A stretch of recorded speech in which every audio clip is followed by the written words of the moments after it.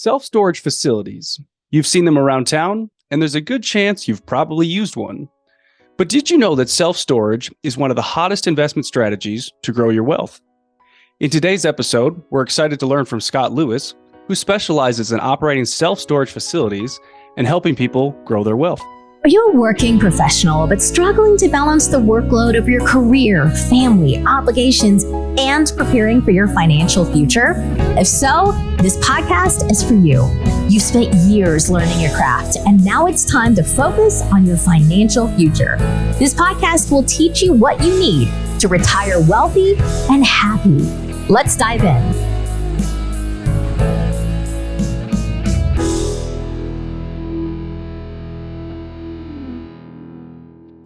Welcome to the Retire Wealthy and Happy podcast. Today we have Scott Lewis with us. This is going to be awesome. Thanks, Scott, for joining us. Thanks, guys, for having me. Just a quick reminder to our listeners, our show provides financial tips and tricks to build up your passive income and also methods to protect your wealth so that you can plan a better future for yourself and your family. We're grateful to have this podcast sponsored by Monument Real Estate Capital. Monument Real Estate Capital, helping you retire 10 years early through real estate investments. On today's episode, we're excited to have Scott Lewis with us. A brief background on Scott: he is currently the CEO of Spartan Investment Groups and has been since 2014. He also served in several positions in the U.S. Army, active duty, and reserves since 2006. Scott, we're grateful for your service in the military. A brief overview of what will be covered in today's episode. We're going to talk about what makes self-storage a great investment, the importance of disaster management, and also real estate development and RV parks. Scott, we want to thank you for being on the show today. Appreciate you having me. Absolutely. Would you be willing, Scott, to just give us a little bit more background on yourself and tell us about Spartan Investment Groups and how that came to be? Yeah, I graduated from Michigan State in chemistry and marketing, went and worked for a biotech firm. And I'm an integrity guy, and some bad stuff happened kind of at the top levels of that company. So I decided to leave. And the military was always something I'd wanted to do, and I was going to do it right after school. However, my dad kind of convinced me, hey, the Army's going to be there. Perhaps you should go try this job. And it was a solid job. But again, like I said, I'm not a big fan of the lack of integrity. And there was some stuff that happened. So I said, you know what, screw it. Sold everything I owned, moved and joined the Army and spent 4 years on active. Came off and jumped into the federal government in Washington, D.C. And while the federal government can provide careers for a lot of folks, it did not fit me very well. And instead of jumping around to a bunch of different jobs, it kind of just decided that, hey, this is something I want to do, and I want to provide a good place where people can grow personally and professionally. And that's kind of why I started a business. I'm not really an entrepreneur kind of by spirit or by training or anything kind of in the past. It's obviously by definition I am. I'm not going to start 20 other companies. That's just kind of not my thing. And for Spartan, we are real estate focused, and we have private investors, and we fund our own debt, and we are focused on the self-storage industry for the time being. We've got some future plans to add some additional asset classes. We don't know what those are yet, but that's kind of us in a nutshell. Oh, thanks for sharing that, Scott. In preparing for this episode, I was checking out your website quite a bit, and you had something on your website that I really liked. So I hope you'll just give us a quick overview of it. It was the word GRIT, G-R-I-T-T, and it stands for growth, respect, integrity, tenacity, and transparency. Did your military background have anything to do with coming up with that acronym, or do you want to share any more about that? Yeah, no, I mean, those are our core values for Spartan, and it really didn't. So we had a kind of Gen 1 of our core values that were not that differentiated from that. However, there were a couple that, as the company grew away from a couple person organization to multiple, and as it continued to grow, there was one thing that was missing. That was grit. That's just kind of the Spartan ideology that we'll fight on to whatever objective we need to get, and we'll just battle it out.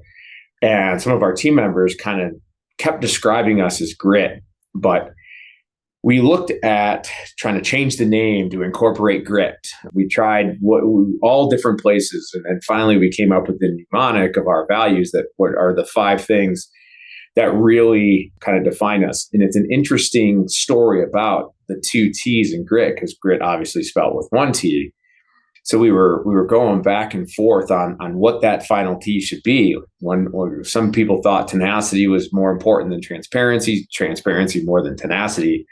Finally, one of my Army buddies was doing an internship with us, and he finally chimes in. He's like, "Why don't you just add another T? You can do whatever you want." And we're just like, "Shut up, intern." And then that's ultimately what we ended up doing to incorporate both of the values that were really important to us. I love that story. It sets you apart. It's humorous, and those are all great values. So I love that. So Scott, the reason we brought you on today is because you have this depth of knowledge and experience with self-storage, and we really want our listeners to learn more about the self-storage asset class and how that can help them with their wealth and possibly work with you to grow their wealth as well. So just kind of breaking a little bit more down about what your company does. Are you mostly buying existing self-storage facilities and improving them, or are you building ground up new facilities? The answer is yes to that. Internally, we call it our 3F operating model: find, fund, finish. We're completely vertically integrated internal to include a construction company under the brand of Spartan Construction Management and a property management company under Free Up Storage. So really, we have the ability to do it all kind of in the self-storage space, and we did that by design. We have some development chops in our history, so we wanted to be able to leverage that. And then we actually built the construction company to mitigate risk.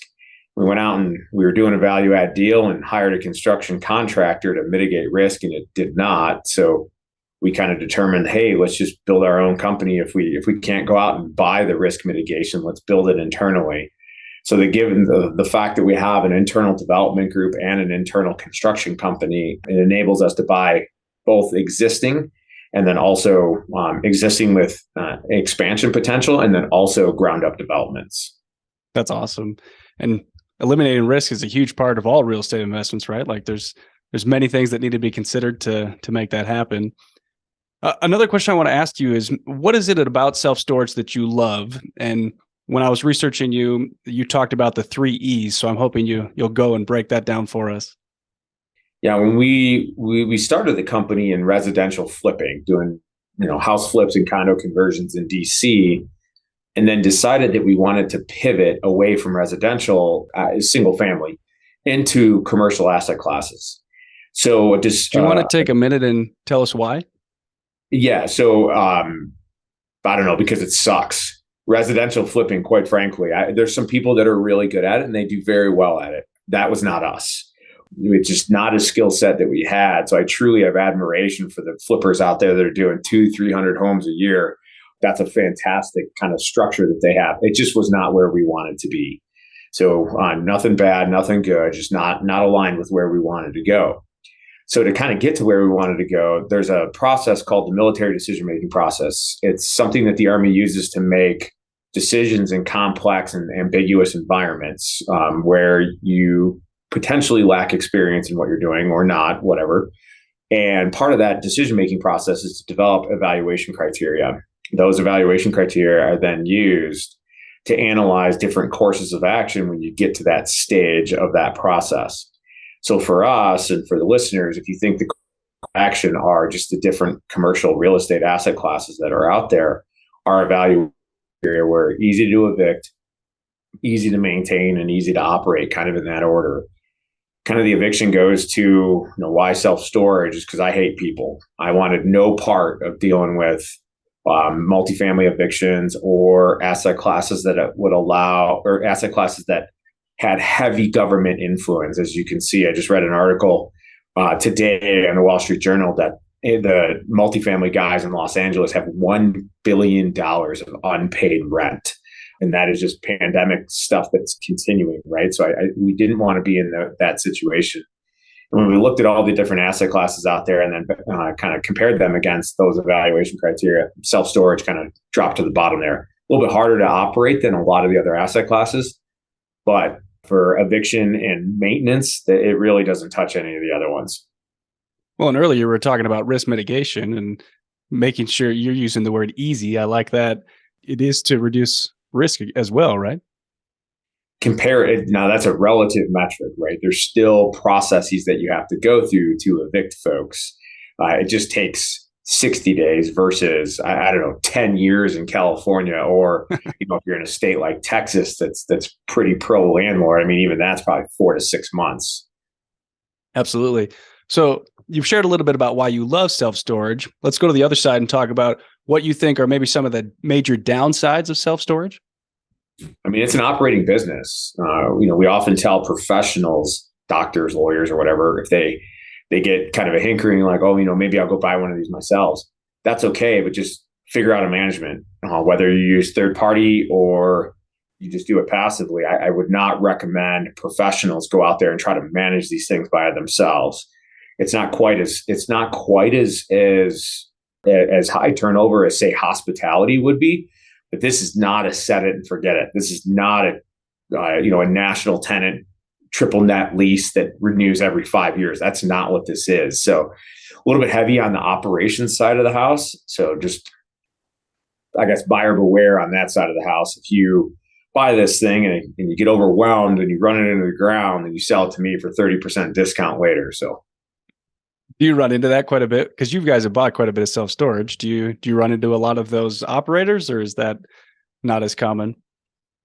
Not necessarily those that have run it in the ground, but not that are running it at kind of the institutional level, leveraging all of the revenue management systems that we have, all the different technologies, the marketing. That's where we kind of find a lot of our value is folks aren't operating them poorly. They're not operating at today's level of efficiencies. That makes sense. So adding to that, like, what would you say are some of your favorite ways to add value to a self-storage facility that you're purchasing? Because obviously with ground up, that would be different, but one that you're taking over. Yeah, one of the things that storage really has that there's no other asset class out there that has it is relatively sticky customers, which, to define as if you think of an RV park, your customers can just disappear in the middle of the night. We have a couple of RV parks that are just legacy investments, and they just absolutely disappear in the night.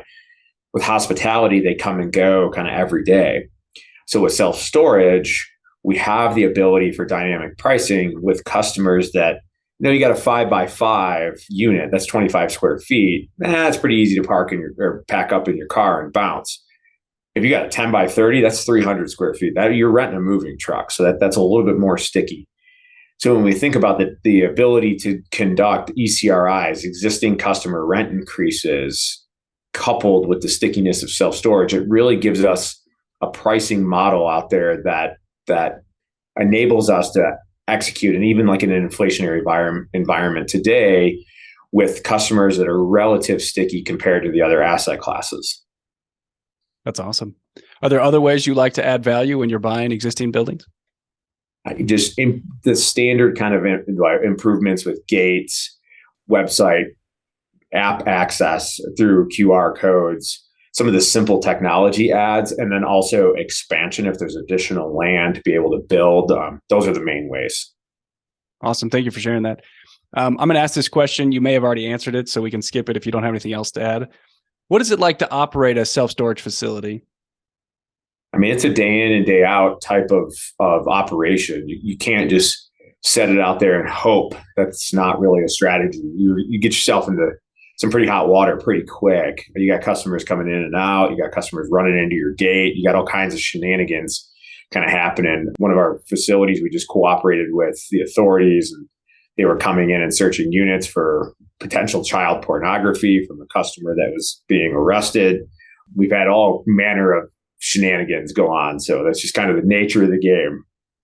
Definitely not a passive scenario, which is why I guess we could say that if you want to get into self-storage, you either need to be planning to do it as like a full-time situation or partnering with somebody like yourself or somebody who operates self-storage. Is that a good summary? Yeah, if somebody wants direct ownership and they don't want to do it through a syndication, I just recommend going out and getting a third-party manager. There's a ton of national level third-party managers and then even regionals that are out there. Just make sure you do your due diligence on those third parties. There's some good, some bad. Pay attention to who's operating in your area. and who's big, who's small, and just do your due diligence on that. But there are options out there for folks that want to own it directly. Awesome. So this next question I realize is going to be opinion based, but you're the expert, so that's why we want this from you. What do you think will happen to the self-storage asset class over the next 5 to 10 years? Do you see any changes coming that we should discuss? Well, I think to position that, we have to talk about two psychological kind of ideologies. One is called the endowment effect, and the other one is loss aversion. So with the endowment effect, right, we value our crap way more than somebody else. There's a research, whatever, that they gave somebody a coffee mug, and the disparity between the buy sell was massive, right? Like people who had the coffee mug were like, I'll charge you $10, and somebody on the other didn't. I'll give you $1, right? So that bid ask was really big. That's called the endowment effect. So we really value our crap, and a lot of that's what it is.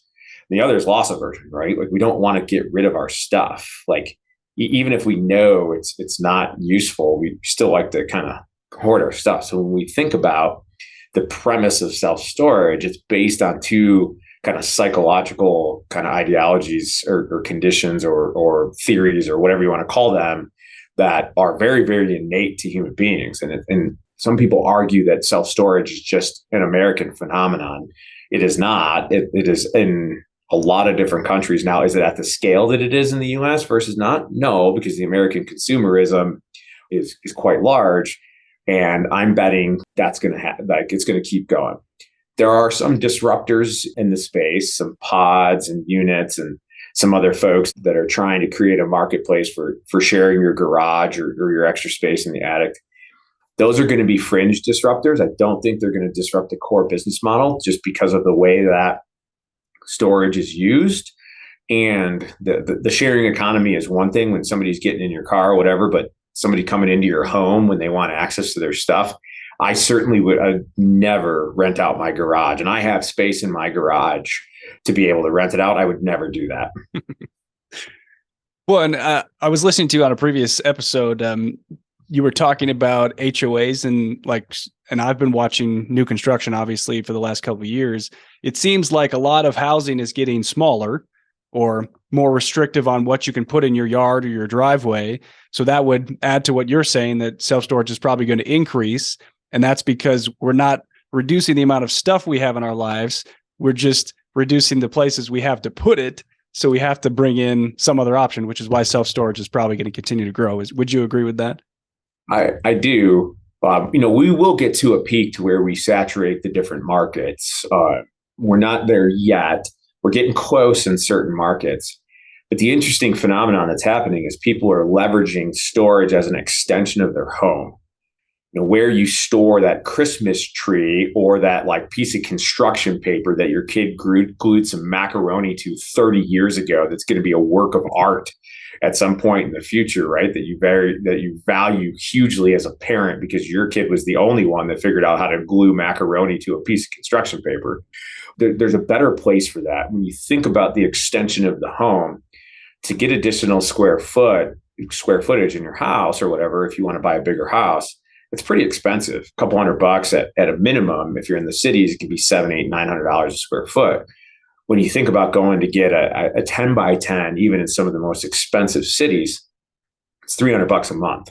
So when you think about that, it's a much more value priced option to extend your home so that instead of having all that stuff in your garage or having all that stuff in an extra bedroom, you can use it, or even in an attic, right? You can turn an attic into a bonus room. You can turn a garage into another bedroom or a gym or something that is far more valuable than storage in the home. It'll be interesting to see what happens because I'm with you. I think that there's going to be a lot more demand for storage in the coming years. So we'll be watching that. Now, the last year or so, we've seen a lot of inflation in the real estate market and all markets in general. Have you seen inflation impacting self-storage, and can you talk to that at all? Yeah, not in the last year, but we definitely had a COVID bump, as it's called. If you look at the same store NOI growth curve over the last 10 years, you get this massive push in 2020 and 2021, and maybe even a little 2022 in there. And that is receding back to normalcy now. So what what is being projected out there in a lot of the news that self-storage street rates are softening. That's a true statement, but they're softening to a relative high that should really not have been there, like outside of an operating environment that was very different than what we had. So if you were to run a curve, like run a regression line starting in 2010 up, we're probably coming down to a normalized rate of growth if the COVID years had not happened. So yes, it's softening, but it's still increasing. It's just increasing at a less rate. So we have to be careful what the news is telling us, because even though it's coming down, it's still higher than it should have been, right? Like, it's still a good thing technically. Yeah, the danger is if you underwrote the bananas growth, if you were a new operator in 2020, 21, 22, somewhere in there, and you underwrote that growth and you didn't add in some conservatism to your deals, you could be in trouble if it has to keep going. The good thing is it just depends on how you, like everybody else, it depends on how you structured your debt. And with storage, you get a little bit more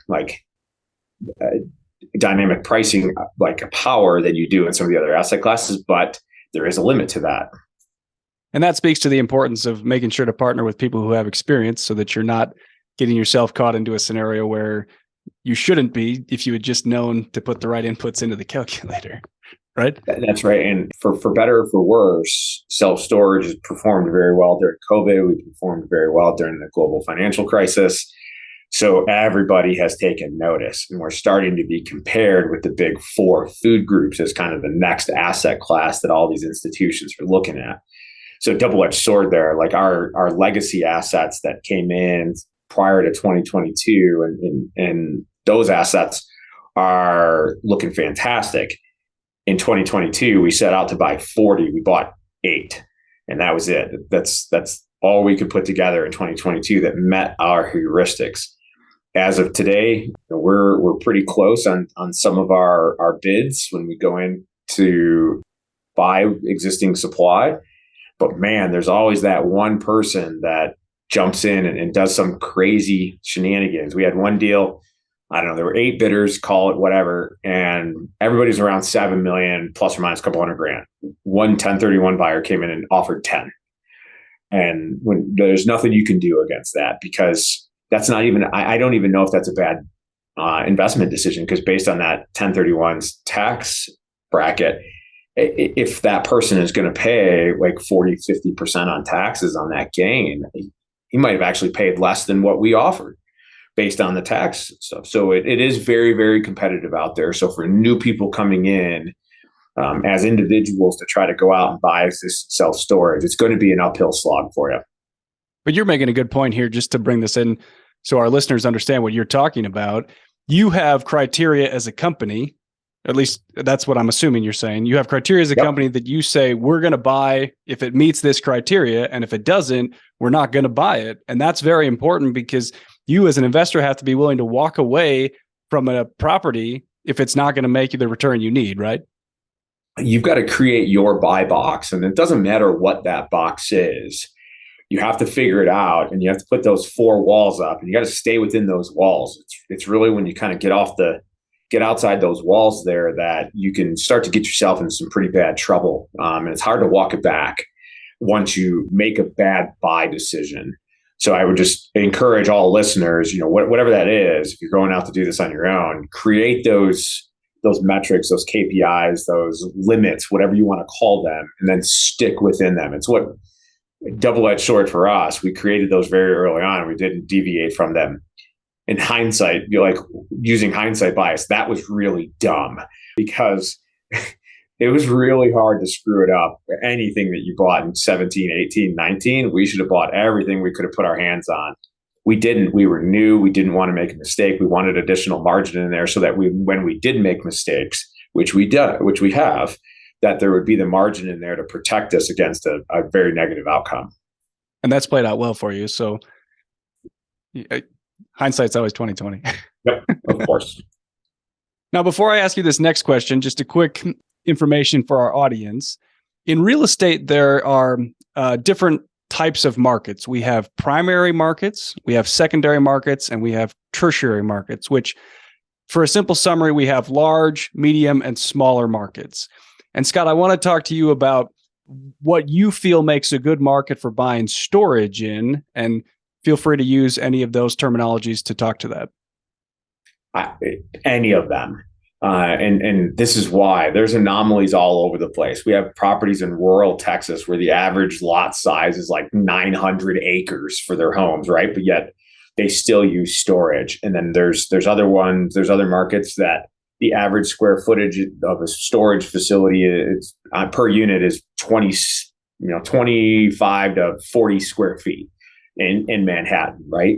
So it's really all over the place. There is no good or bad market for storage. It's really kind of very hyper local, and truly understanding that market by doing the feasibility that's required to understand it. So of course, I mean, the primary markets, if you want to go and compete with the REITs, the Public Storage and Extra Space, I would say be careful with that. Public's marketing budget probably is more than our entire portfolio revenue. So I would just be very careful going head to head with those guys. But there's some advantage in that too, right? Those guys will own the market and drive rents. So if you're going to buy in those markets, just underwrite some disruption to those guys coming after you. And if you can survive the onslaught of trying to compete with those guys, if they're in lease up or whatever, you could actually do very well on the backside of it if you survive. Not a great risk mitigation plan. Yeah. Thank you for sharing that. All right. So for our listeners, just a quick reminder, on today's episode, we're talking about self-storage. We're also going to talk about disaster management, development, and RV parks. So Scott, let's switch topics and talk about disaster management. I was preparing for this and I heard you talk about an experience that you had at one of your RV parks about 3 years ago. And if I understand it correctly, it was a tornado that hit one of your RV parks, and you had to deal with the aftermath of that happening. And the reason I want to talk about that in today's episode is because any investment you buy in life, there's always risks involved with it. And if we're talking specifically about real estate investment, disaster management is something that should at least be discussed, if not at least have a plan of what you would do when it occurs. So you've dealt with that in real life, and that's why I would like to get your take on that. So will you tell us a little bit about this tornado and what happened to your RV park? Yeah, that was a fun time. So that was in March. I think it was March of 2020, like pandemic, like the kickoff of the pandemic, right? When everybody thought the mortality rate was going to be 100% and the world was ending. So one of our RV parks did get hit by a tornado, and RV park is a very nice description of this, right? These are man camps out in the Permian Basin that is predominantly oil workers that are out there just working their butts off and then sleeping and going back to work. There's no fun in this RV park. So of course, March of 2020 gets hit by a tornado. Same time the pandemic's raging, and then oil goes negative, if you remember. So very fun time, and got boots on the ground right away and just really managed through that disaster. And this is really where not only my military experience, but more specifically, my experience in the National Guard post active duty. I came out and I was in the DC Guard, and disaster management is a big part of the mission of the National Guard, because we're deployed in the communities versus active duty in reserves deployed overseas. So through my experience with the National Guard, I got to work with various disaster management agencies to understand civilian response to disasters, and got that training of how to kind of create the infrastructure, set up the TOC, the Tactical Operations Center, and walk through different levels of planning on a particular disaster. So I would just say that I don't know that we can sum up all of that in the next 20 minutes or whatever, but that experience was heavily leaned on to be able to kind of go down there, assess the issues, get that park up to IOC, initial operating capability, which was basically like power, water, sewer to our residents there, and the ones that we couldn't, to get them housing wherever we could, and then kind of go and push towards FOC, full operating capability. And the goal was FOC in 30 days. We actually achieved that. So we got IOC in about 48 hours, getting folks out there. To a couple of poles were damaged, a couple of RVs were flipped. And a couple of sewer lines for the RVs were destroyed.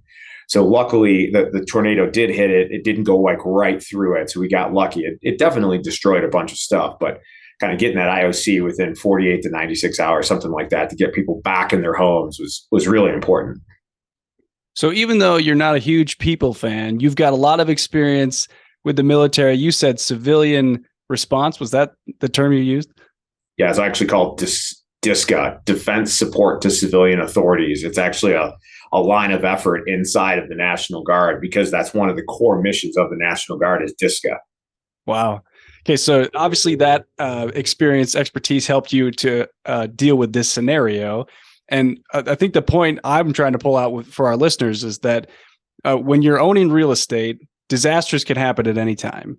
And you're demonstrating here that you made a huge effort to get boots on the ground as fast as possible and to try to fix everything as fast as you could. But if you hadn't done that, what do you think would have played out? Like, maybe that's a stupid question, but if you hadn't gotten there, if you hadn't acted immediately to fix the problem, I mean, people probably would have left your RV park and your income would have gone to zero. I mean, absolutely. In addition to insurance issues and all that, you really don't get a choice to not deal with it. Now, you don't necessarily, if you don't have the training that I do, that doesn't mean that you can't manage through disaster, right? There's a lot of folks out there to help support you if this happens. My take is if you don't have the experience that I do to readily call on to execute, then going in and doing a little planning up front, because it's not if, it's when. Your property is going to get hit by something, a flood, a lightning strike, a fire, a hurricane, something's going to go down. And you really should be prepared and have a disaster readiness plan. And Homeland, FEMA, all those guys have state levels. They all have different templates that you can grab. And, if you just think through it, you can go to the Dwight Eisenhower, right? In preparing for battle, I generally find that plans are useless, but planning is everything. So if you think about just taking a couple of hours and building a disaster management plan, when the stuff really hits the fan, you're going to screw it up kind of right at first, especially if you're not trained.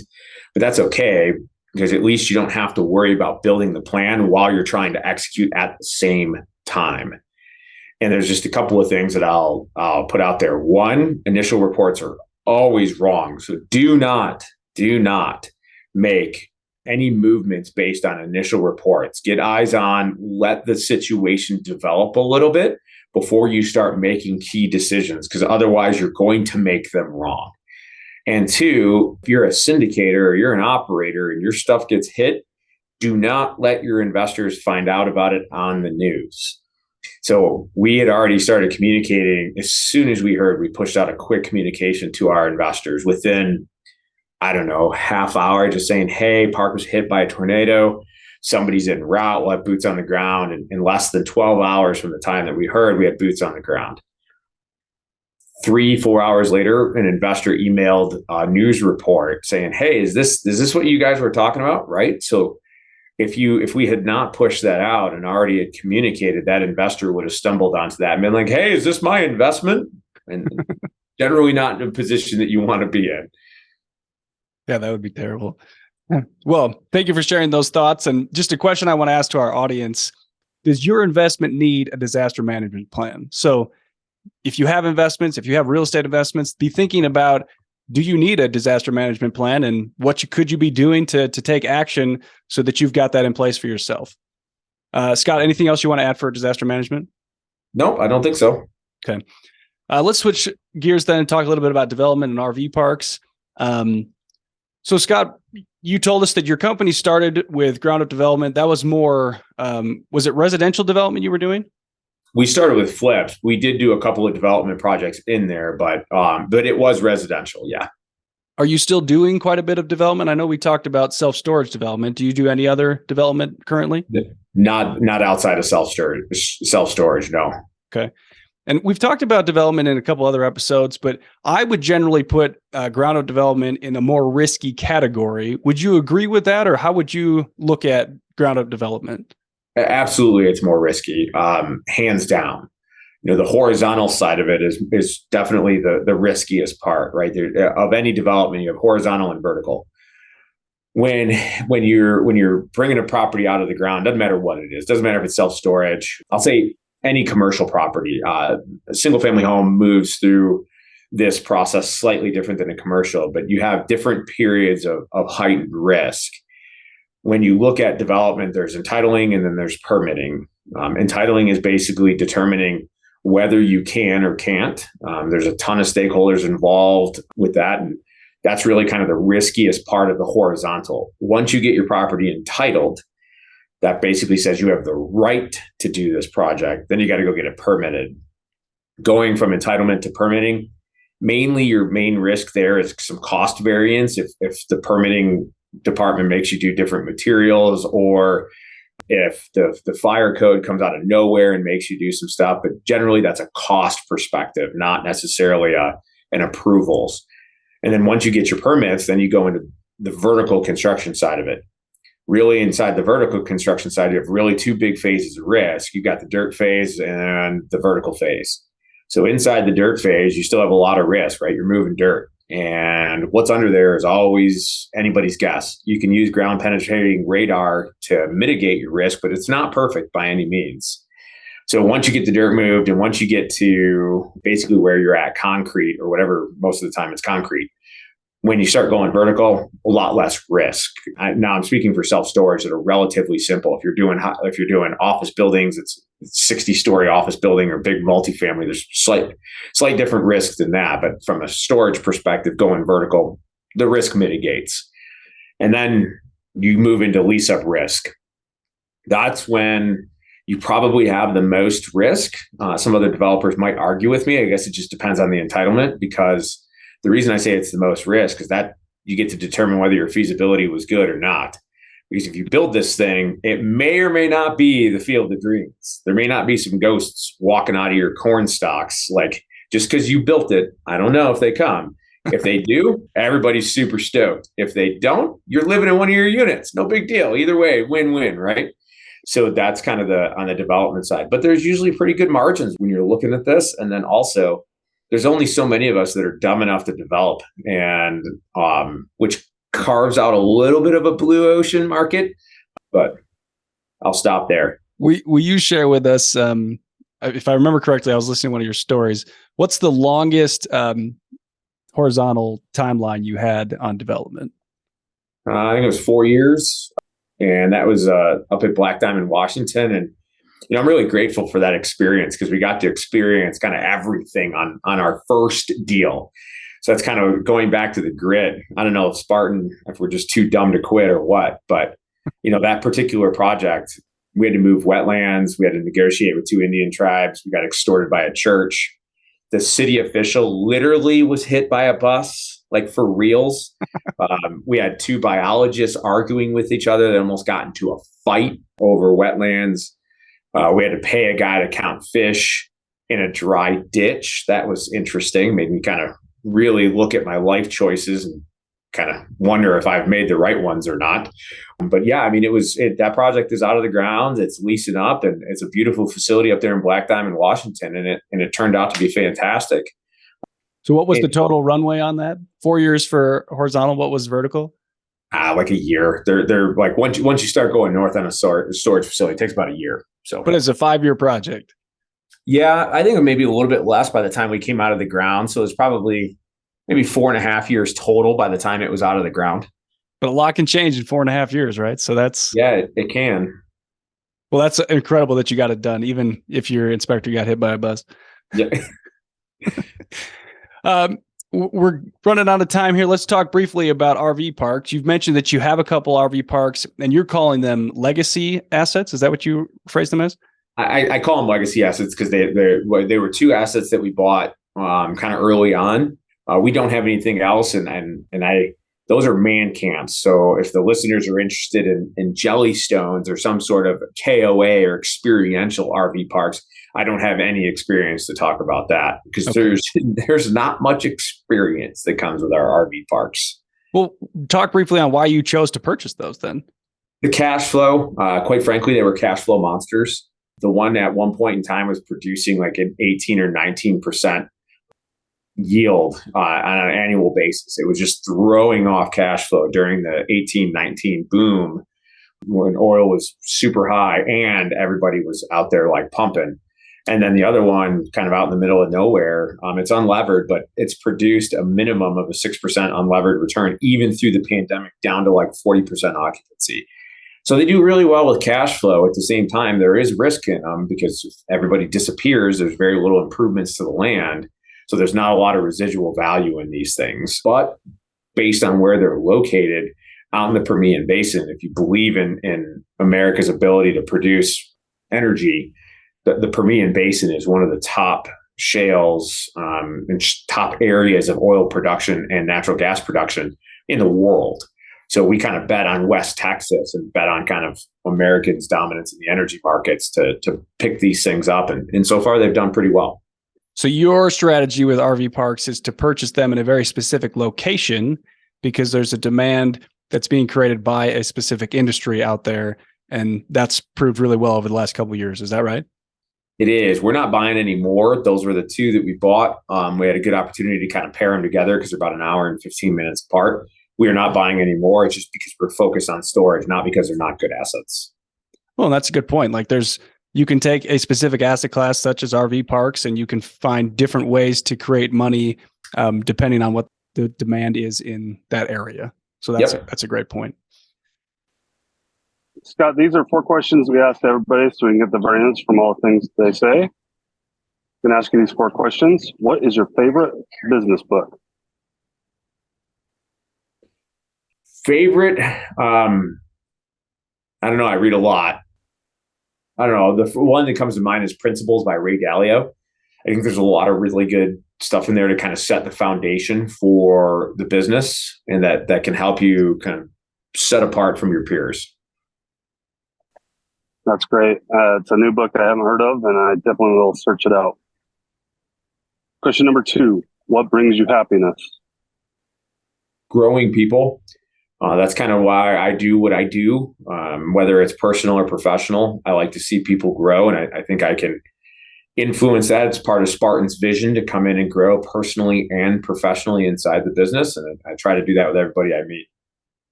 Awesome. Describe what your future retirement looks like. There's no such thing.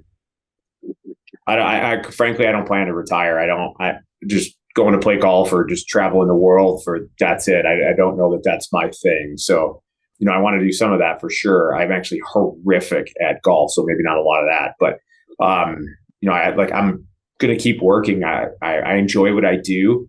I don't believe in the whole, like, if you love what you do, you never work a day in your life. That's kind of shenanigans in my book. There's always work to be done, and I enjoy doing what I'm doing. And it's just kind of my makeup. That's great. We have a lot of that as a recurring theme. I haven't heard anybody yet say they want to watch reruns of Oprah Winfrey. Reruns of MacGyver, maybe, but maybe. What do you think is the best way to give back? I think share what you know, kind of in coach and mentor.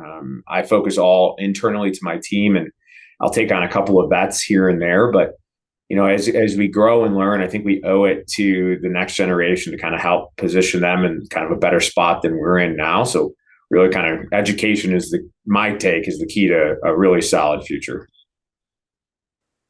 Awesome. Scott, thanks for being on the episode today. Where can our listeners find you online?